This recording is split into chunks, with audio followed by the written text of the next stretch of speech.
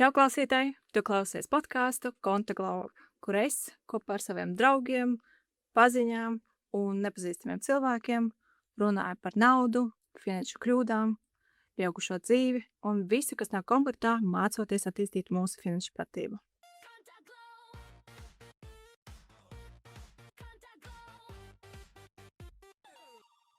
Un tad šodien pie manis ciemos ir vienkārši rockstar, ļoti mērķtiecīga mana paziņa, Elīza Harjo.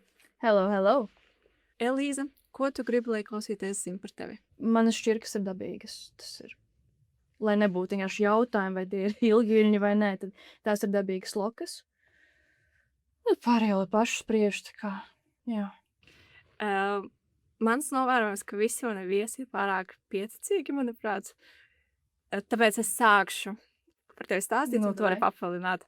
Tad es Elīzu pazīstu jau kopš viņa mācījās vidusskolā. Un jau toreiz es pamanīju to, ka tu esi ļoti čakla un mērķtiecīga. Un Elīza ir studējusi ārzemēs, piekurģē mani Somijā un Norvēģijā. Tikai Norvēģijā? Tikai Norvēģijā, ok. Bet 2 semestrus. 1. Jā? Jā. Tas pēc LinkedIn izskatījās, ka vairāk. Nē, nu tur ir janvāris 28. gada un jūnijā 26. gadā es beidzu. Ok. Jā. Still 1 semestris un jurisprudence. Jā.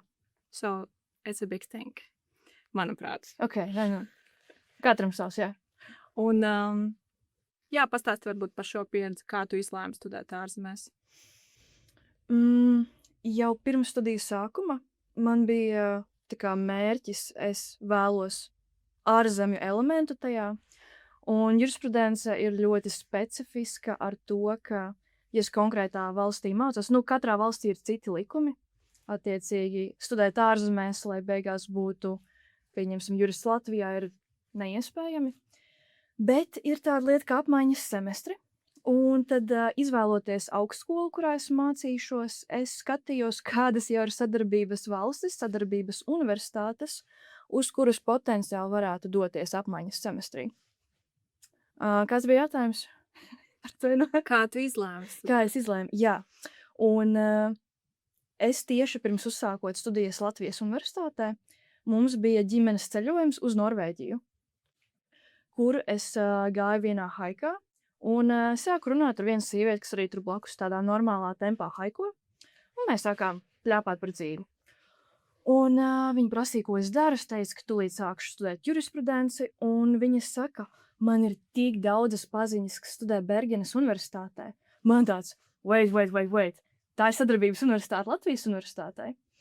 Un tad es uzreiz pēc tā haika paskatījos, kādi tur ir kursi, kas tiek piedāvāti apmaiņas studentiem.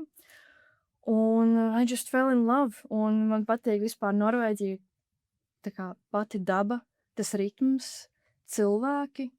Un es palasīju tos konkrētos kursus, ko es apgūtu. Un man tāds, un es jau kopš 1. semestra Latvijas universitātē es jau sāku rakstīt profesoriem par pielīdzināšanu, par visu, taisīju Excel tabulu, kuriem kursiem varētu pielīdzināt, kas un kā. Un es jau no sākuma zināju, ka es došos uz Norvēģiju. Tāda man paziņas, saprotu. Es vispār atzīšos, ka tu manā galvā esi tas tāds bēdās nedaudz, un tāpēc es arī uzliku āzes jaku. Lai viss matching tagad esam. Lai visas tā kā pielīdzināties tavam swagam. Ok. Bet, par Norvēģiju. Viss izklausās superīgi, bet es arī biju Norvēģijā. Un, manuprāt, visi, kas brauc no Latvijas, pirmā lieta, ko viņi pamana, to atšķirību ir cenās. Un tu esi podkāstā par finanšu pratību un par naudu. Un mēs daudz par to runāsim. Bet, varbūt tu vari pastāstīt, pirms mēs ķeramies pie tām ārzemēm, vispār kādas ir tavas attiecības ar naudu? Es ar naudu sāku veidot tādas nopietnākas attiecības 11. klasē, kad bija sociālo zinību, man bija novirziens vidusskolā, un tad mums bija arī ekonomikas sadaļas. Un mums tur viss kaut ko stāstīja, kaut kas man palika galvā, kaut kas ne, bet es pati sāku pētīt Pati sāku darboties ar Roburu fondiem, tur es ieguldu naudu. Un tad kaut ko es zinu, kaut ko es nezinu. Nav ļoti nopietnas attiecības, bet nav tā, ka es tā kā vispār nesaprotu. Tā kā es tā ar prātu pieeju tam, bet nav tā, ka es tagad, man ir mana Exceļa tabula mājās, tāds man ir budžets uz mēnesi, un nav tik nopietni arī. Jā. Nu jā, bet tu vairāk vērtē to pozitīvi nekā negatīvi, tu kā augšaus, nekad nav naudas. Jā, nē, nauda ir forša, man ar viņu tādas labas attiecības ir. Jā, to es arī jautāju. Jā. Un forši man šeit atzīties, ka tā kā man patīk nauda, un nauda mīl mani pretī, un tā kā... Nu, es ceru, ka tās ir apusējas attiecības, vismaz jā. Nu, līdz šim tā ir sanācis. Jā, no manas puses jā, vismaz. Ok, un varbūt tu arī pastāstīt, pirms tu devies ārzemēs, vai tu arī sākusi kaut ko krāt? Es vispār pēc būtības krāju, bet nebija tā, ka specifiski, jā, Norvēģijai man vajadzēs naudas, tagad krāšu. Jo, kad tu dodies Erasmusā, tev piešķir jau Latvijas universitāte, ir tā kā gan universitātes, gan no Erasmusa, ka tā kā tev piešķir to stipendiju.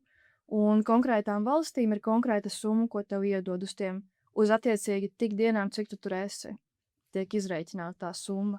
Un Norvēģija bija viena no valstīm, kas ir pašā augšgalā, ja viņiem visvairāk dod naudas, jo dārga valsts. Es to izreikināju, un tad es skatījos, kādas man būs izmaksas dzīvesvietai. Un paralēli es vēl iegūstu stipendiju vienkārši tāpatās no universitātes.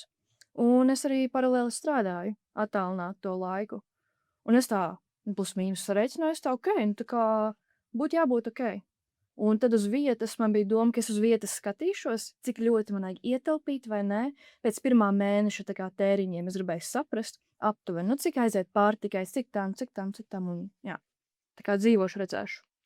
Vai es pareizi sapratu, ka tu turpināji strādāt, mācoties tur? Jā. Jā. Un ja tev nebūtu tas darbs, tev pietiktu ar to stipendiju? Nē, nepietiktu. Labi, ir tā, ka, ja būtu mazāk naudas, es dzīvotu ar mazāk naudu. Un tas ir ok.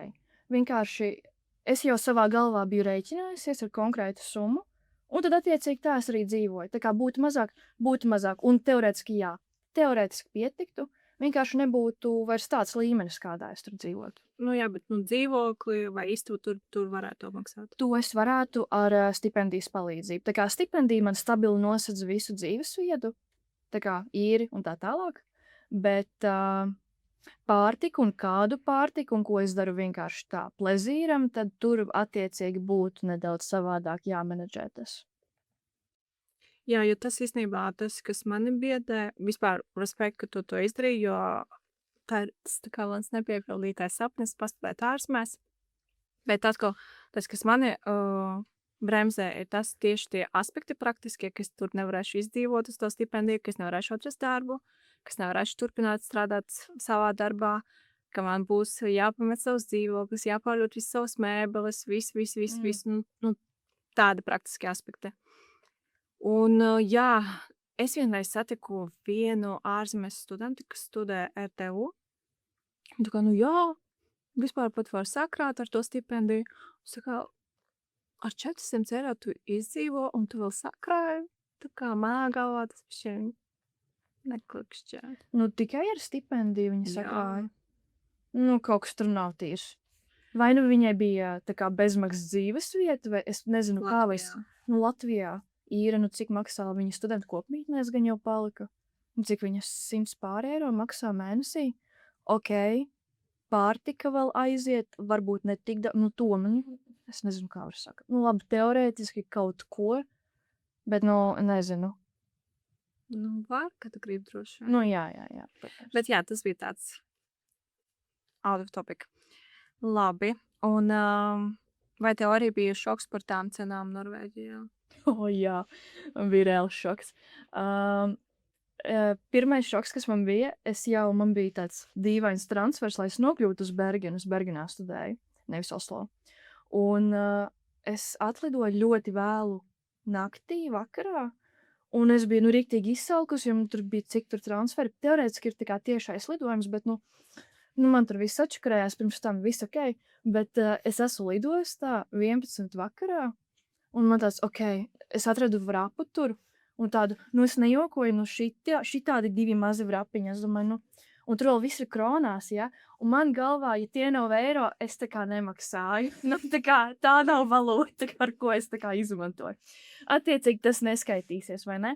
Bet, es samaksāju, un man atnāk tā kā eiro, cik es samaksāju, un es par tiem vienu vrapu, kas, šitādi 2 mazi kumosi, un es ēdu daudz, bet, tie 2 mazie kumosi man izmaksāja 14 eiro. 14 eiro par 2, tā kā es pat nebiju pāēdusi no tiem 2 vrapiem, un tur lielākoties bija vraps, nevis pildījums vispār. Es sapratu, būs smagi, bet, labi. Tās bija tikai lidostu cenas. Bet tur ir ļoti dārgi svaigie dārzeņi un svaigie augļi. Tā kā svarīgākais, kas man ir, maksā visdārgāk. Tur ir arī cukura nodoklis un alkohola nodoklis. Cukura es tur principā nelietoju, jo arī pat kola zero ir lētāk par parasto kolu. Tā kā tur pat tā aiziet. Tāfelīte šokolādes 5 eiro. Mazā. Mums arī 4-3 eiro. Jā? Jā, vislētākais Lidlā 2 eiro. Bet tā 5 eiro var arī atrast. Jā, lūk. Un tāpēc es pirmos mēnešus, bet es atbraucu, un man bija tas, ka man bija jāveic daudzi maksājumi uz ilgāku periodu. Piemēram, tur tramvaju biļete uz to vienu semestri jānopērk, tur zālei pusgada abonements un tā tālāk. Un tāpēc sapratu, ka pēc 1. mēneša es nevaru saprast, cik es baigi iztērēju. Jo, zinu, arī kaut kādas sadzīviskas lietas, tur šampūns un tur ziepes, un to es jau nepirkšu katru mēnesi. Tāpēc sapratu, es pēc 2. mēneša skatīšos, cik man tā kā ir tā bilance aptuvenā.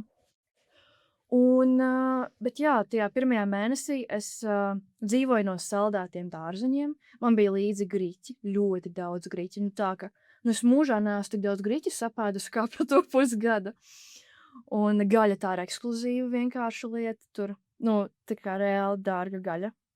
Un es tā kā iepazinos ar saviem kursabiedriem 1. dienā, un pirmā lieta, ko es pateicu, to, ka es tā kā mīlu steiku un es mīlu gaļu. Un viņam tāds, par to tu vari aizmirst šeit, tas tā fantastiski. Bet, nē, man ir ļoti paveicies ar maniem vecākiem, jo viņi man atsūtīja kaste ēdienu no Latvijas, to atļauto svaru. Un atsūtīja vienkārši vakumā steiku un tur malto gaļu un vēl griķus un kaut ko tādu. Un tas arī palīdzēja ļoti, jā. Un tev tiešām forši paveicās. Un manuprāt, pat forši, ka viņi atsūtīja to ēdienu, nevis naudu, ja tāds, cita pēcgarša tai visai. Jā, nē, tieši man prasījās tā kā gaļa, jo tāda, pat tā kā normāls gaļas gabals Norvēģijā, ir tiešām lētāk atsūtīt no Latvijas nekā nopirkt. Tur ir tā lieta. Tas interesanti, bet, jā, es arī biju Norvēģijā, es varu apmēram saprast. Jā. Bet, tu samaksāji par to vrapu, par to biļeti, transportu, tev nebija tāds, vēl nav par vēlu atgriezties mājās apmēram. Nē. Es nezinu, man arī ir tāda, es nezinu, cik tā ir veselīga mentalitāte, bet tā kā viss būs kārtībā.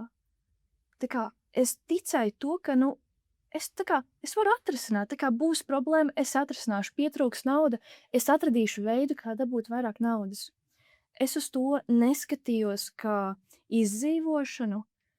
Es tur braucu, lai pirmām kārtām iegūtu kvalitatīvu izglītību, iegūtu jaunas pieredzes, un tā kā, jā, to jauno garšu es vēlējos, un es tur braucu tādēļ. Un ja tā kā problēma var atrisināt ar naudu, tad tā nav problēma. Manā galvā vismaz. Man vajag laiku, lai šito apstrādāts, tāpēc es tagad nerēģēšu uz šo tēzi. Bet, nē, es piekrītu, ka viss notiks. Es saku vienmēr, ja tās nav labas beigas, tās nav beigas. Tā kā. Bet nāve, piemēram, tās ir beigas, un nevienmēr tās ir labas. Kā kuram? Arī. Bet tas kā kuram nozīmē to, ka ir kaut kāds, kam tās nav labas beigas. Tā kā, tas ir ok, ka beidzas viss slikti. Es par to saku, tā kā, tā ir daļa no dzīves vienkārši. Nevienmēr viss ir labi. Un tas, ka nav labi vienmēr, tas arī ir tas foršais. Manuprāt, jo, zini, tāpēc ir tas iņ-jaņ, vai ne? visam gaišajam vajag arī tumšo, lai tu saprastu to kontrastu. Tev vajag tos briesmīgos, smagos brīžus, lai tu novērtētu to labo. Norvēģijā, piemēram, 2 dienas nedēļā, 2 nedēļās uzspīd saule. Bergenā, jo Bergena atrodas starp 7 kalniem un konstanti līs lietus. Bet tad, kad uzspīd saule, tu vienkārši, visi cilvēki ir ārā, vienkārši bauda sauli. Un tur ir tas, ka vajag to negatīvo, to briesmīgo, lai tu novērtētu arī to labo. Jo tā kā pilnībā viss dzīvē pāriet, un vienkārši tā kā ir jānovērtē kaut kādas lietas. Un ja tā ir slikta pieredze, tā kā tu paņem, ko tu vari iemācīties no tās, un tā kā and you move on, un tā kā tu turpini. Nu, redzi, tur arī tā mana filosofija, ka tā kā, ja tev tagad šķiet, ka viss ir slikti, tad tās nav beigas, būs labi. Un tā kā tu mācīsies no tā. Jā, es Un piekrītu. tad tas sliktais kļūs par labo beigās. Bet nu labi, runāsim par tēmu. Labi, tu minēji par to, ka bija tās izmaksas. Nu, mēs nerunāsim konkrētos skaitļos, bet ja kāds cilvēks tagad arī plānos studēt ārzemēs, cik apmēram tu viņam ieteiktu sakrāt naudiņu? Nu tā, mēs runājam mēneša algās apmēram. Nu tā. Tas tā kā sakrāt vienam mēnesim, lai dzīvotu mēnesi Norvēģijā, ja?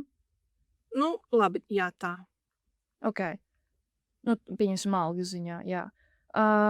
Ja tas cilvēks dzīvotu studentu kopmītnēs, tad cenas ir no 450 līdz 600 pār eiro.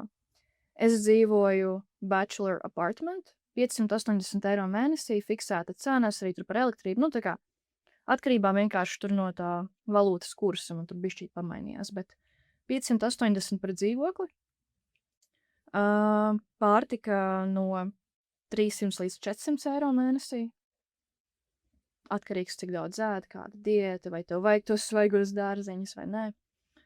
Un, es nezinu, tā ne ļoti brīvi, bet tā forši var dzīvot ar kaut kādiem 1100 eiro. Un tas tā, nedomājot laikam par uzskatu, es tā ļoti, ļoti apaļoju. Jā, kaut kā 1100 eiro, es teiktu. 1200 eiro. Jā, atkarīgs tiešām jā no cilvēku un visa, bet, nu, roughly kaut kā tā. Jā, bet tas ir viena mēnesim. Bet, nu, pirms tu to dari, tev nav tā, ka tu ieteiktu sakrāt vismaz 2, 3 to summu. Nu, es tā nedarīju. Man bija tā, ka, jo tā stipendija, ko izmaksā uz Erasmusu, tev 90% no tās visas stipendijas izmaksā uzreiz. Un tad, kad tu atgriezies, tev vēl tos 10% samaksā. Tāpēc man nebija tā, ka katru mēnesi man bija tā stipendija. Man 90% iedod, kas bija ļoti labi, jo parasti pirmajā mēnesī ir visvairāk tie tēriņi. Un tad tas ir ļoti gudri tādā ziņā, ka no sākuma iedod to lielo summu. Un tad tu pats vari tā kā rēķināt un domāt un darīt. Jā, that makes sense, actually. Jā. Jo pašā sākumā tieši prasās visas tās dakšas, piektas, nezinu, tur visu kaut ko tur mājai, miskas tas mājas. Bet, zini, kas tur baigi forši studentu kopmītnēs, ka tur ir tāda lieta kā reuse rooms. Tātad katrai tai ēkai apakšā ir istaba, ko atstāja studenti, kad viņi atbrauc, nezinu, uz gadu vai pusgadu, tad viņi atstāja visas mantas tur. Un tad tu vari tur iet un meklēt. Es tur atradu tur paklāju, plauktiņus, nu tur katlus, dēlīšus, nažus, rītīgi labu pannu, kas, panna, man bija lielākais murks tur. Viņa pievilka tā, es nezinu, cep jolas, man pustu olu palaik viņš te pannā, nu tas bija nereāls ceps. Bet tas vienkārši vārīja olas, tad, lai nezaudātu to vērtību naudas pannā. Bet jā, tur bija brīnumi, ko atrast, un jā, tas arī bija forši. Tas tiešām izklausās forši. Pat ne studentiem, bet vispār varētu visiem. Bet jā, nu, ir kaut kādas visādas lietas, tur too good to waste. Arī Jā, Latvijā ir. Es redzēju tiktu, ka viena meitene to rādīja. Es tur izmantoju too good to go, bet man tikai vienreiz tur kaut kas labs bija iekšā. Jā, jo Zviedrijā arī viņiem ir riktīgi forši, ka viņi dalās tā. Latvijā arī bija vienā pilsētā, es neatceros, kurā, Limbažos varētu būt, leduskapis, kur uzņēmumi atstāja kaut kādus produktus, un tad vietējie iedzīvotāji vai Dobele man šķiet. Dobele. Ok, tas izklausās vispār baigi forši. Jā, bet es domāju, ka vairs nav šis, bet varbūt arī ir. Es to dzirdēju no cilvēku, kas tur pirms tam ir dzīvojis. Labi, tad tagad ir laiks mūsu provokatīvai rubrikai par finanšu galvi nestrīdas.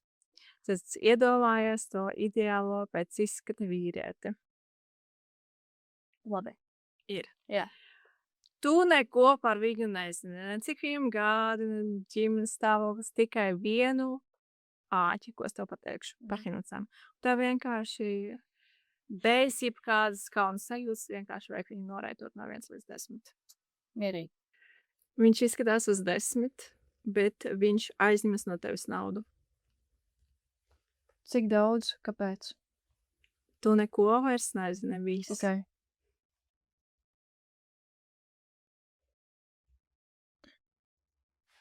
Četri, 5, 5,5. Vai mēs esam kopā vai nē? Nu, vispār jūs esat tā kā jūs deitojat, jā. Cik ilgi? Tu neizzini neko, bet tu... Nu, tu zini, es mācos jurisprudenci un ļoti daudz follow-up jautājumu, jo it depends, es teikšu godīgi. Tas ir ļoti atkarīgs no situācijas. Pēc būtības es to neuzskatu kā sliktu lietu, aizņemties naudu. Jautājums ir kam? Jautājums, kāpēc viņam pašam nav? Tā kā vajag saprast to situāciju, jo es nenosodu aizņemšanos kā tādu, manuprāt. Jo, zin kā, ja cilvēks pēc tam arī neatdod, tas ir tā kā tu ļoti forši vispār tā var šķirot draugus. Es to dzirdēju, es to neesmu pati mēģinājusi, bet man ir viens draugs, kurš saka, ka viņam patīk aizdot naudu draugiem, jo tad, ja viņi neatdod, tas ir bijis lētākais, vai kā viņš saka, visefektīvākais veids, kā atbrīvoties no viņa. Tā kā viņš iztērēja tikai naudu, lai saprastu to, ka viņam nevar uzticēties. Nevis tur laika investēja emocijas un tā tālāk. Tā kā tu vari pārbaudīt draudzību, aizdodot naudu, in a way. Kas, es nezinu, vai es tam piekrītu vai ne, bet mans points ir, ka es nenosodu aizņemšanos. Nu, labi. Bet es domāju, nu, jūs esat tā kā dating fāzē. Jūs Ok. neesat kopā, jūs tikai uz randiņiem, nu, sākāt iet. Un tā kaut kāds 3-2. Ok. Viņš izskatās uz 10, bet viņam vispār nav nekādu finanšu mērķu. Nodefinē finanšu mērķus.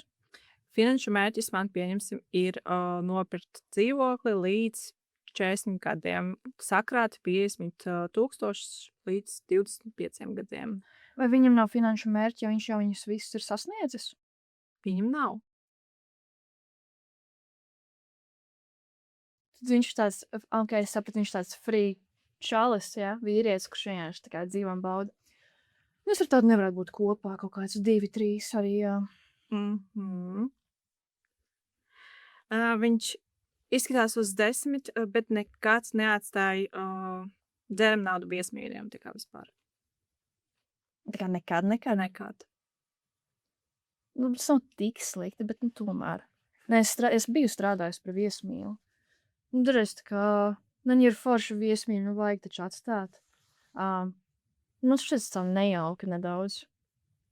Kaut kāds viens, man patīk jauki cilvēki. Par finanšu galvi nestrīdas, viss ok. Bet jā, es arī cenšos atstāt, bet manuprāt problēma, un tas arvien kļūst aktuālāk un aktuālāk, ka nav skaidrās naudas.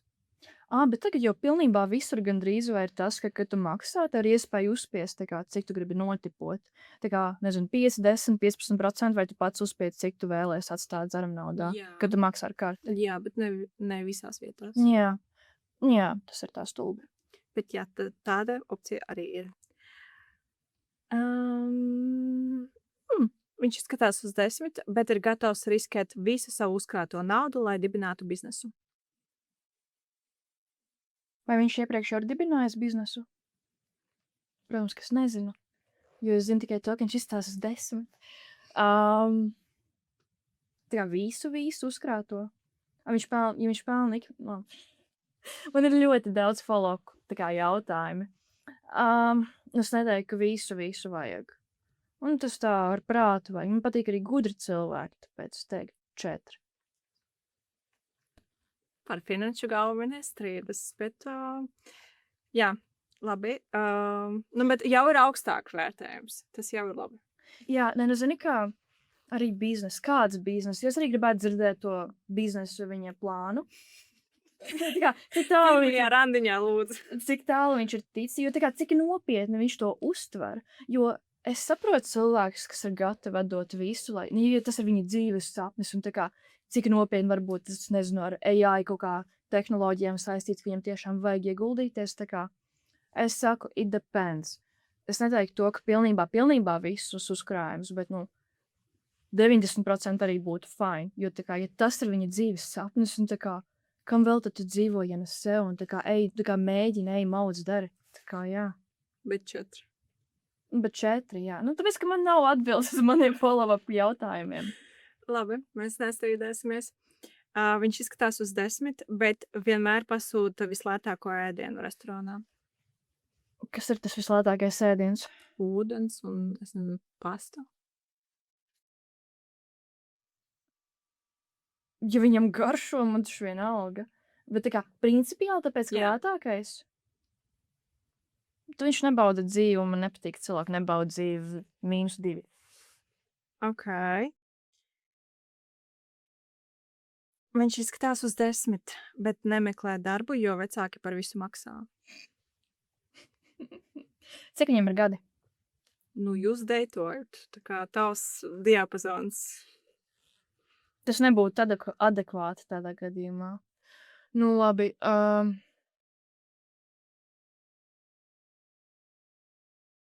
Mans diapazons ir 25 plus.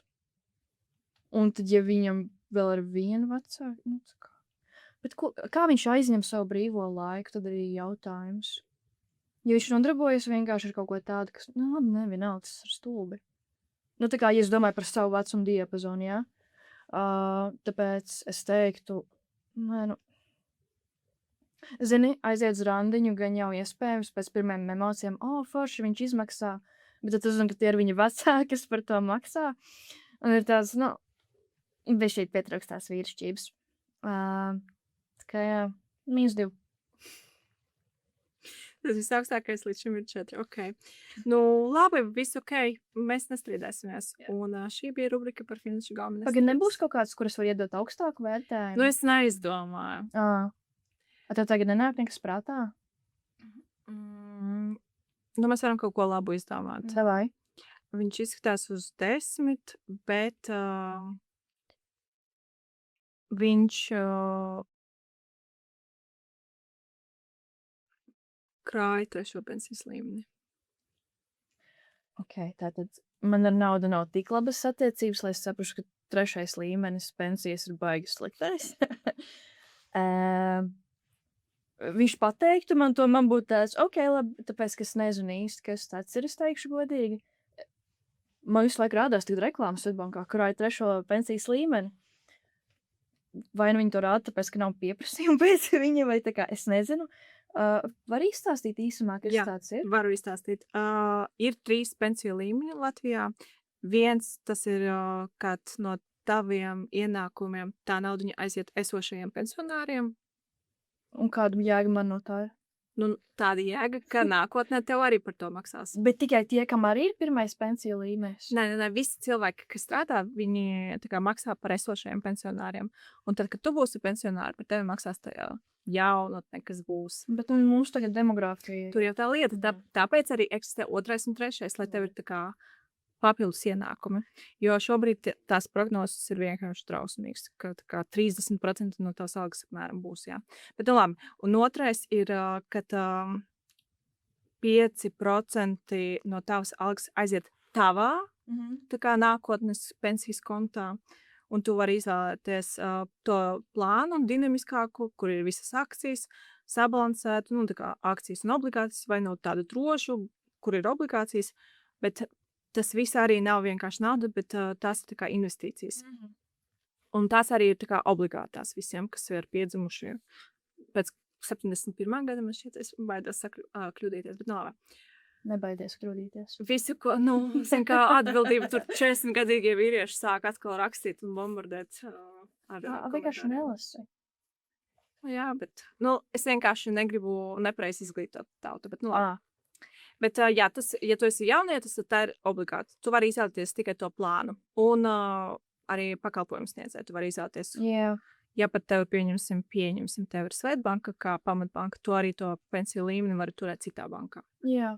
Tad ar ko tas trešais ir tik slikts? Un trešais nav slikts. Okay. Tāpēc es arī saku kaut ko labu. Un trešais, tas ir brīvprātīgi, ka tu ieguldi savu naudu brīvprātīgi vēl vienā fondā. Jo tajā otrajā tu tikai 5% no tavas algas, bet trešajā tu vari izvēlēties, cik daudz naudas. Tas ir vienkārši papildus fonds tavai pensijai. Okay. Bet tu to nevari izņemt ārā. Līdz 55 gadiem. Galvenais nenomirt, jā, tas būtu stulbi. Bet jā, tad es tam Džekam dotu, kaut kādu 9. Viņš ir malcis, ka domā par pensiju. Ir jādomā par nākotni. Ja? Tieši tā. Tādu, es nezinu, man grūti izdomāt kaut ko, kas varētu būt 6, 7, tā. Jo vai nu viss ir ļoti slikti, jā. Vai mēs varam tādu provokatīvu. Ok, iedomājies, tagad es tev uzdošu jautājumu. Viņš izskatās uz 10, bet viņš uzstāja jau kaut kādu 3. randiņu pēc kārtas, ka vajag splitot čeku. Ka viņš iet samaksāt, viņš samaksā pats par sevi. Un jums nav pēc sarunas, būs atsevišķi vai kaut kas ok, ejam samaksāt, viņš samaksā tikai par sevi. Bet jums ir bijuši, fantastiskas sarunas, ja, reāli tavs cilvēks, bet viņš iet visu laiku maksā tikai par sevi, un tev beigās pašai jāmaksā par sevi. Tas būs zem 5 noteikti. Jo šis ir tāds produktīvākais, ka man nav problēma samaksāt par sevi. Un arī, manuprāt, pirmajā randiņā it's more than fine, samaksāt meitenei pašai. Tieši pirmajā, man šķiet tieši otrādā, ka pirmajā tieši vietam jāmaksā. Redzi, man arī tā bija, kad es mācījos skolā, man bija tāds griežs, bet tagad, kad es aktīvs viss šis periods, jā. Aktīvs dating periods? Bija, jā, vienalga.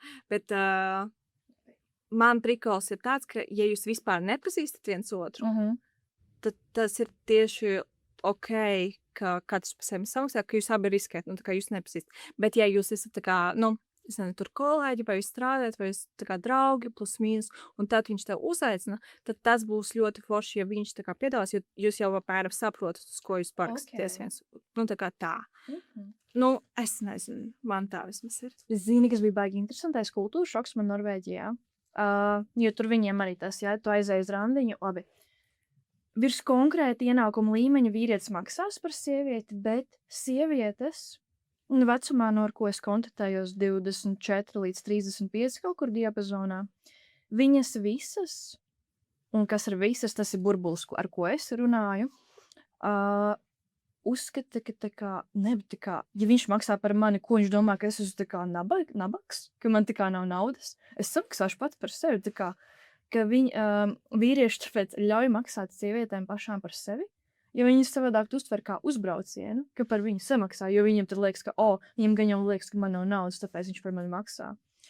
Un es viņam tāds, nē, dāmas, Slavic culture. Viņam ir jāmaksā par tevi. Bet, jā, to kā baigi interesanti, ka Latvijā, jā, daudzas sievietes tas tu tā forši sievišķīgi jūties, ja, ka vīrietis par tevi samaksā, bet savukārt Skandināvijā tur ir tas ko tu domā, ka man nav naudas, ka tu par mani maksā, tas uzbrauciens pilnīgi pretējais. Un to man bija baigi grūti izprast līdz galam. Es to zināju, bet izprast tās sajūtas. Bet tad es noskatījos The Vikings, vienkārši Vikings seriālu, un tad es sapratu. Jā, tas man šķiet ir vienmēr sensitīvs un provokatīvs topiks, par ko runāt, bet atkal redzi par finanšu gauju nestrīdas, jo arī man šķiet cilvēkam tās gaumas mainās tik ļoti ar vecumu, ar to situāciju, kas notiek. Pirms Norvēģijas tu domā šādi, tagad tu vari domāt citādāk, un man šķiet ar vecumu arī daudz kas mainās. Bet jā, man būtu zem 5, kas tev būtu? Man ir sev papildus jautājumi par šo situāciju. Tūlītās. Tā, es zinu tikai to. Bet ja man ar viņu ir rīktīgi labais kontakts, bet ja viņš ir Latvijas vai Skandināvs, arī jautājums. Ja viņš ir Skandināvs, es saprastu, bet vienalga, es justos tā stulbi. Arī kaut kāds 0,5 varbūt, jā. 0,5. Jā. Tā kā gribās, ka par mani samaksā. Tā kā vismaz, ja tas ir deits un tīpaši pirmajos, tā kā, ja viņš iet un samaksā pats par sevi, tas būtu tā kā aiziet ar kolēģi pusdienās, jā, ne romantiklī, vienkārši tā kā, vai aizējam paēst, jā, un tad loģiski katrs pats par sevi samaksā. Bet, ja tas ir tā kā randiņš, un tad viņš vienkārši iet pats par sevi visu laiku maksā, tad man tā kā 0,5, tāpēc, ka es domāju, tad, vai viņš domā, ka šis nav randiņš? Tā kā tāpēc. Un tad loģiski man ir dziļi iesēdies tas priekšstats, ka vīrietim būtu jāsamaksā par sievieti randiņā. Bet, jā, tas laikam man no ģimenes arī tā kā audzināšanas viss tā kā tāds priekšstats ir. Un zini, kas vēl man šķiet svarīgs faktors, ka tā kā viņš aiziet un samaksā par sevi, kas man jau šķiet nepieklājīgi nedaudz. Tā kā veids, tas vienmēr ir ļoti neveikli, šausmīgi neveikli, bet, manuprāt, ir super ok, ja meitene pirmā tā kā, es samaksāšu, vai tā kā vīrietis piedāvā un sieviete tā kā, nē, es samaksāšu. It's totally ok. Bet ja viņš pats jau pirms tā kā tas viss notiek, viņš tā kā aiziet un pats par sevi samaksā. Tāpēc arī es iztaisīju tādu situāciju. Jā. Tas jau man šķiet ļoti nepieklājīgi. Tā kā tāds, ok. Es piekrītu, tāpēc 0,5. Viņš kaut kur steidzās un es nezinu. Jā, nedaudz pat iespēju, tā attīstīt to situāciju. Jā, izbaudīt to neveiklumu. Kurš maksās? Zemāk laikam nekā 4 tad būtu noteikti. Jā, tad tu aizskāri ļoti daudz tēmas arī šajā rubrikā par to Norvēģiju, bet par budžetu runājot, vai tev mainījās sava kaut kāda domāšana vai zināšanas, kā tu plāno tagad budžetu pēc savas tā kā dzīves tur? Par budžetu, es teikšu godīgi, neko neiemācījos. Tā kā tieši tik daudz, cik es zināju iepriekš, kā es funkcionēju, kā es darīju lietas, es sapratu to, ka tā tas strādā. Un es tiešām baigi neko nemainīju, jo, kā es darīju no sākuma, es dzīvoju ar mentalitāti, ka man nav naudas. Attiecīgi, es pirku visu lētāko, es tur rīktīgi plānoju, ko es ēdīšu, kādus tur foodboxus taisu uz nedēļu, visu rīktīgi plānoju. Es dzīvoju tā, ka man nebūtu naudas. Un, attiecīgi, man viņas arī nepietrūka beigās. Es negāju uz kafejnīcām, jo bulciņi maksā 8 līdz 12 eiro, bet viņi ir debešķīgi. Ārprāts, ja tu redzētu to kanēju bulciņu, siekalstāk. Es daru tikai, vispār no sākuma es biju atmetusi alkoholu, es nelietoju 3 mēnešus, es nelietoju cukuru, es nelietoju kafiju, es dzēru enerģiskos dzērienus gan, bet tad es sāku dzert šķīstošo kafiju. Un, ja man Latvijā pirms aizbraucu projām, es dzēru tikai espresso un arī streto. Tā kā, as dark as it gets, tā kā medus, viņa bija tik bieza un stipra kafija vienkārši, ja? Tā kā espresso vēl mazāk ūdens. Un tad es nebiju lietojis kādu laiku kafiju tur. Es pagaršoju to šķīstošo, un man tāds, bišķīt bija, kā tās šķuras garšo. Zin kā šķīstošā kafija lētā. Man tā kā vecvecāki tādu dzer, ja? Bet, zini, ir tā anekdote. Man teica, viņa visu laiku stāsta visiem, es arī pastāstīšu tev. Mēs kaķis, viņš redz bļodiņā griķus, pirmā diena, fuj, griķi. Otrā diena atnāk pie bļodiņas, atkal griķi. Trešā diena, griķi. Viņš ir izsalcis, viņš vēlas tos griķus. Un man bija tas pats ar šķīstošo kafiju. Es viņu iemīlēju. Es tiešām baudīju dzert šķīstošo kafiju. Es uztaisu savu termosā līdzi, uzkāpju kalnā no rīta, ēdu brokastis kalnu, dzeru savu šķīstošo kafiju, un viņa ir izcila stipruma.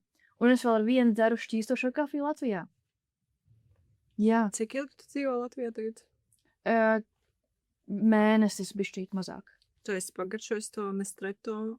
Es pat neesmu pagaršojis, jo es pat vienreiz melno kafiju pasūtīju, un man jau šķita par stipru. Man tā kā ļoti, es vairs nedzeru stipru kafiju. Man patīk tā maigi, tā pa vienkāršo.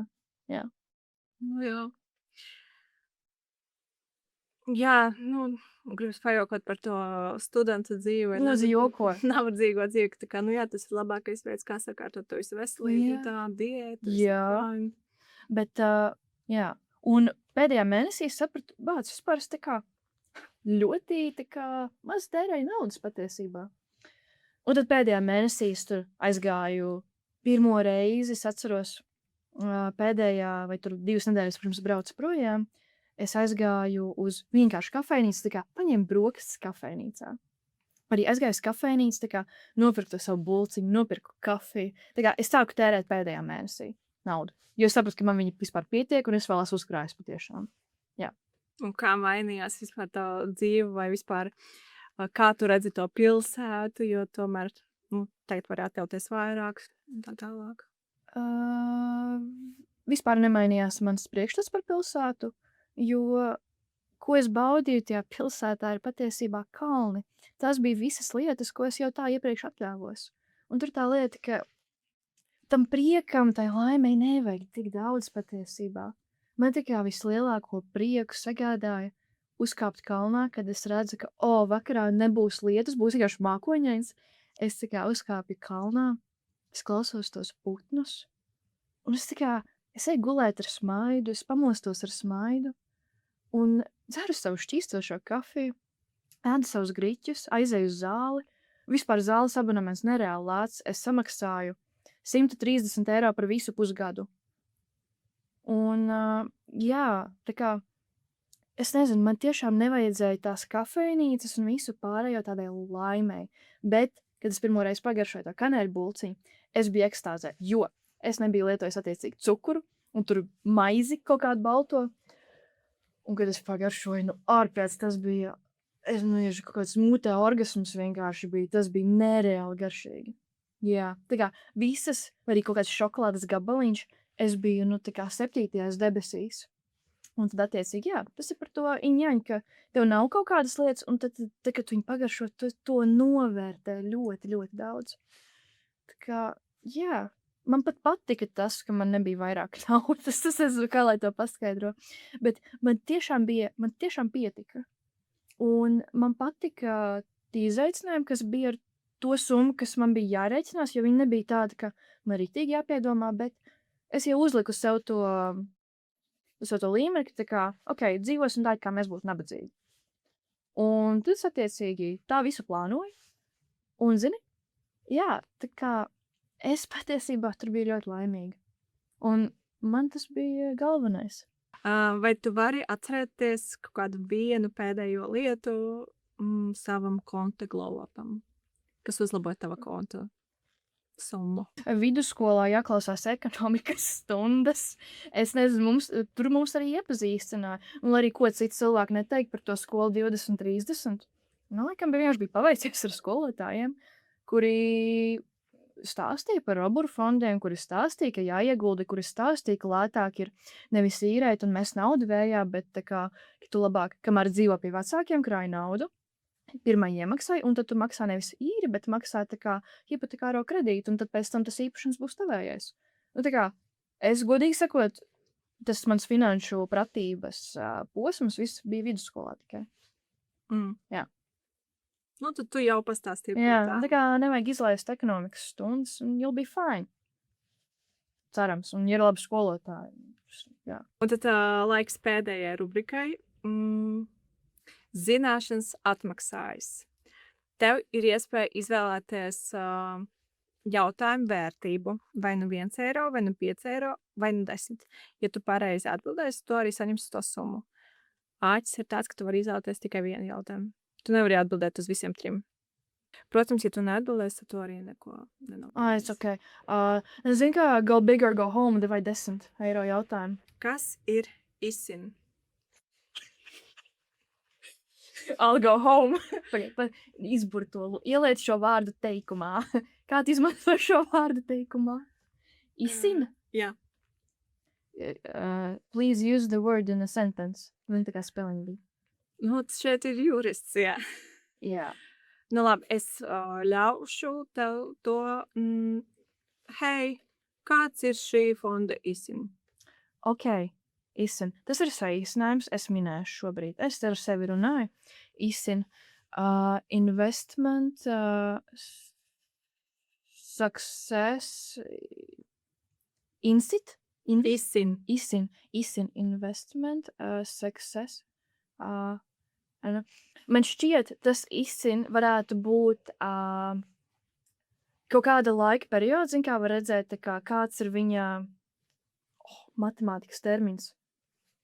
Viņa līkne, viņa prognoze, vai viņš vairāk iet uz leju vai uz augšu, un tā kā kāds ir tas nosīt ienesīgums kaut kādā laika periodā, kāds ir viņa tas, tā kā, cik riskants, neriskants, un tā kā viņš tas svārstīt periods, principā. Jā. Tā ir mana atbilde. Tava atbilde ir nepareizāts. Izsin ir starptautiskas vērtspapīru identifikācijas numurs. Unikāli identificē konkrētu vērtspapīru. Okay. International Securities Identification Number. Būtībā vērtspapīra personas kods apmēram. Jā, makes sense. Manā galvā tas tā. Jā. Kā tu vari atpazīt, jo pēc tiem nosaukumiem diezgan sarežģīti, bet ja tu ieraksti to kodu, tad tu uzreiz vari atrast to īsto. Nē, foršs kaut ko jaunu uzzināju. Konta glova varbūt. Jā. Bet nē, šis ir tāds ļoti, ļoti detalizēts uz... Man patīk šādi jautājumi. Patīk izdomāt arī atbildi. Tas vienkārši forši. Es varu tā kā smadzenes vēl pakustināt daudz. Zin kā vasara. Jā. Tā bija rubrika zināšanas atmaksājas. Es varu vēl vienu jautājumu. Tu vari man nemaksāt, bet tā kā vēl vienu 10 eiro jautājumu uzdod. 10 eiro? Jā. Vai 5? Nē, 10 eiro. Tad no citām. 10 ir ļoti reti, kurš izvēlas. Es neesmu tāds bieži uzdopums cilvēks, jā.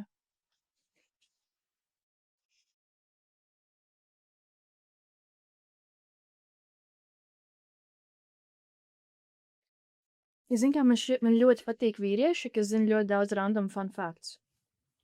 Es arī vēlos uzzināt vairāk tā kā investment faktus. Un man šķiet, interesantie fakti slēpjas 10 eiro jautājumos. Jā. Labi, tāds bija, kas nebija vēl podkāstā. Cik procentu no tavas algas aiziet iedzīvotāju ienākumu nodoklī? Ok, man tagad ir kauns, ka man šķiet, man nebija nodokļu tiesības, neizvēlējos to kursu, tāpēc tas, kas nezinu, tas nekas tā. Iedzīvotāju ienākumu nodoklis. Man galvā stāv 19 vai 34. Līdpaga. Es padomāšu. Es esmu skatījusies, es redzēju to skaitli. Es zinu, cik no manas algas aiziet. Bet vai es atceros? Tā ir cita lieta. 11 vai 19. Iedzīvotāju ienākumu nodoklis. 19. Ar nosacījumu, ka tava alga ir līdz 105,000 eiro gadā, tie ir 25,5. Galīgi nebija tu.